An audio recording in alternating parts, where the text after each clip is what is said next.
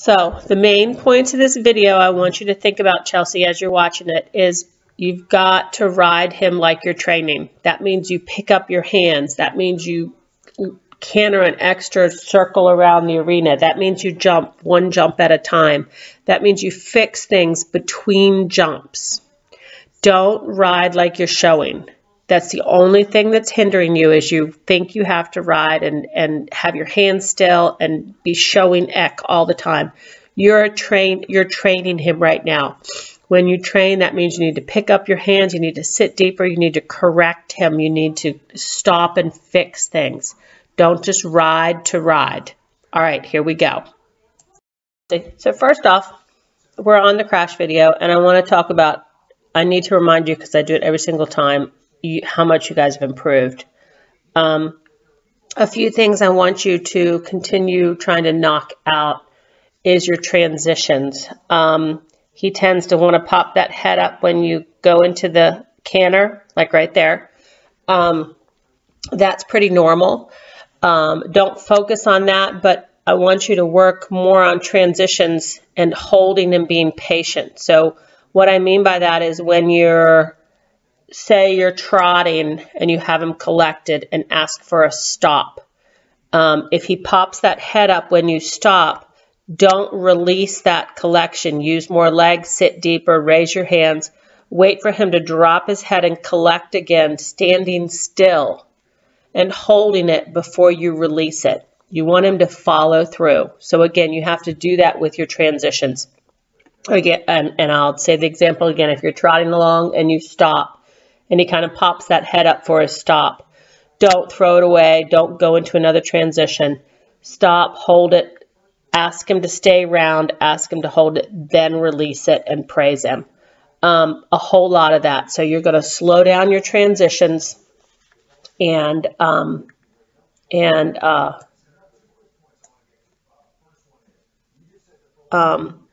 slow down your transitions and just slow down your transitions and just be patient with his collection. Let him get it before you throw it away, because if you throw it away when he's stiff or bracy, he's obviously not going to learn to hold it. Now, another thing I want to hit on is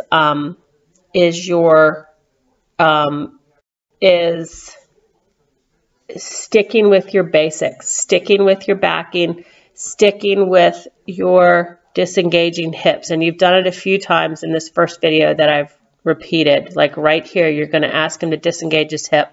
I need you to wear spurs, and I need you to focus more on your seat and on your leg.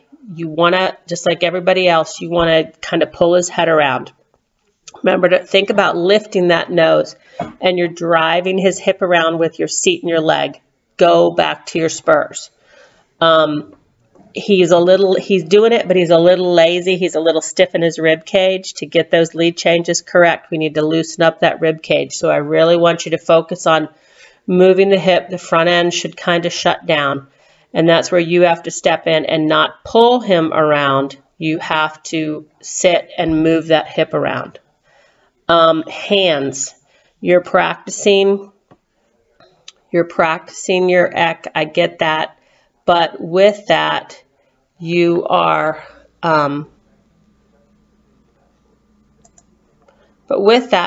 keeping your hands still. When you're training, you've got to pick up those hands sometimes. I really want you to think about that. You want to kind of hold them stiff and still. Like right here with this hip, there you are lifting. Perfect. But if you had a spur, that would be perfect right there. More seat and leg. This one's really good. But you need a spur, and then drive him into it. Good. You need something to follow through with that leg. He's kind of dull. Right there, your hands. See, right there, I'd sit deep, pick up my hands, use more leg, and get him rounder. You're trying to be still and keep your hands down. Pick him up, ride him a little bit, collect him. When you go into your jumps here, we'll talk about it more. See, right there, he's hollow. That's where I'd sit deep, use more leg, pick up my hands, canter around another circle or two until he starts to get round, until he starts to frame up. And then stop, hold that frame, and then release him. He's doing great, but you need to start pushing it and asking, like right there. I'd pick up my hands more, ask for more, stop. Perfect. All right, jumps. Before every jump, you kind of lean back and kind of get bracey. That's why he's running into your jumps. That's why he's stiff. I want you to really pay attention. When you're not jumping a course, you can go around another loop. You can skip that jump. He doesn't know what you're thinking. If you're feeling that you're bracey, and you're doing this on Gus too, let's watch you come around through here.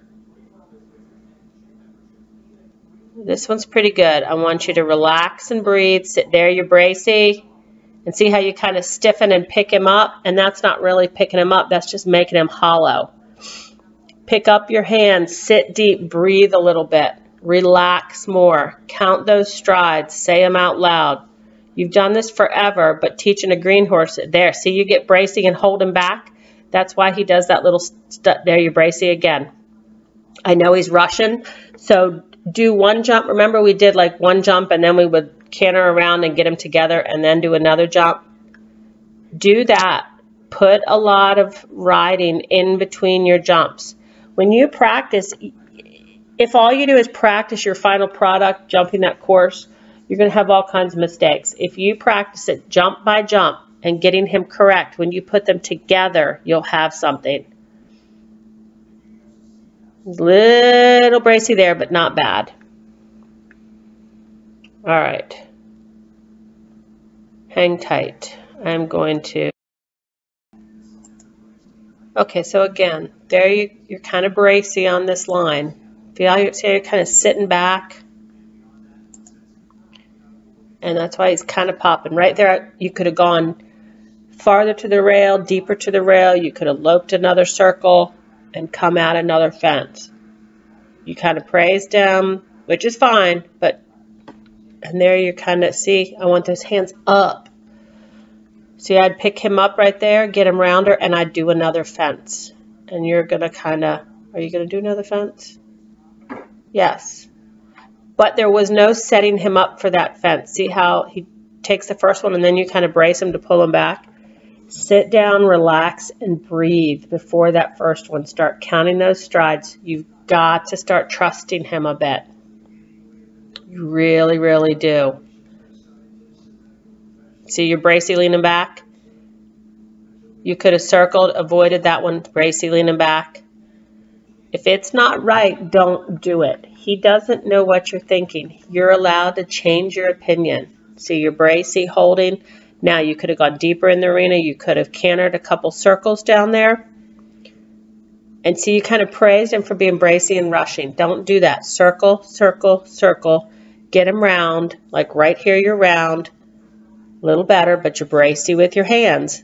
If you're bracey, he's gonna be bracey. You need to practice being softer, practice lifting him up, practice using that rib cage. You can look pretty in the show ring, not when you're practicing. The point is making him correct. You're training this horse. You're not putting on a show every time you ride him. And I know that's hard for your brain. Your hunter brain wants to ride perfect and do your eck every single time. You are training your horse. See your bracey right there. I really want you to canter him more, sit deeper, more leg, get him rounder, get that body rounder, set him up correctly. Stop going to your hands right away. Ride the body. A lot more transitions, a lot more getting soft in his face with your patience. Holding that collection will help. But you got to use more seat and leg. Like right here, you could be picking him up. You could be going on the outside of the arena, giving yourself more time to canter before this jump. And your brace, you see I'd sit, relax, pick him up here softly. That was good, but then he starts to rush, and then you have to fix him. Fix it before your line. Before your line. All right. I'm going to quit you on that. Everything looks great with Crash. Patience on those transitions. Holding them longer until he gives you the correct frame. And really ride like you're training. Stop trying to ride like you're